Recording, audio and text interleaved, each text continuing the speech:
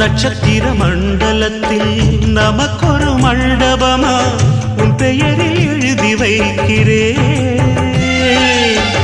உன் அழகை தொழுது வைக்கிறே.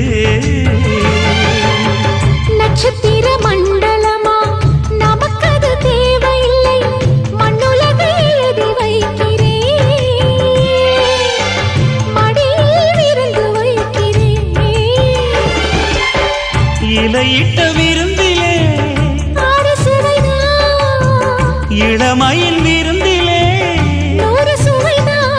இதில் காமம் பாதி காதல் பாதி கவிஞர் நமக்கு சொன்னதுதான். தென்றலுக்கு மேடை தந்த தேவராஜன் வாழ்க, இந்த தேவதையை வாழ்த்த வந்த சின்ன கண்ணன் வாழ்க.